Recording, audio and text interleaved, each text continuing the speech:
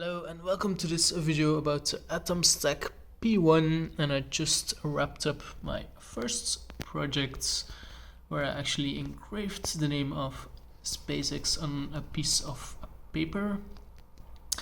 Setting up the AtomStack P1 so far has been quite straightforward, so I connected it with the included cable to my computer. I installed the trial version of Lightburn, and then I had to use the file that is on the included USB stick and import this into Lightburn so that software could recognize the CNC machine. And from there I can see in Lightburn that the system is ready.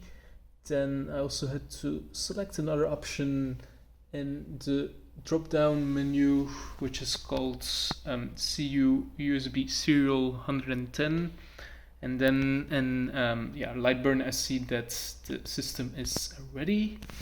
And what I also had to do in Lightburn is increase the power a little because it wasn't engraving properly when I just selected 20%.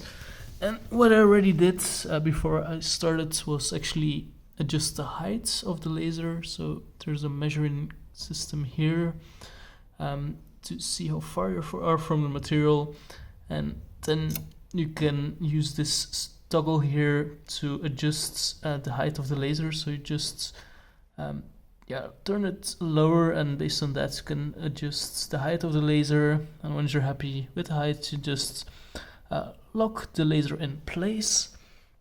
And as you can see, because the door is open, there's a red light going on. So once I close it again, boom, the green light is activated, indicating that we can start engraving. And just in Lightburn, I have to push the start button. I already typed some texts. I see that the system is connected, so I just press start, and as you can see, the system is on its way to actually engrave, and this will take just a few seconds, so it's quite fast process. And there it goes. As you can see, I can open the door again, and we can once again see that SpaceX has been engraved.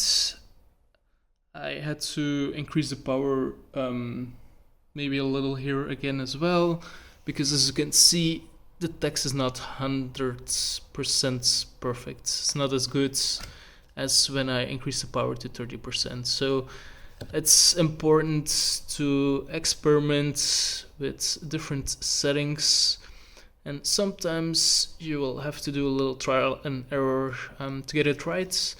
Obviously, there are more settings in Lightburn related to materials and so on.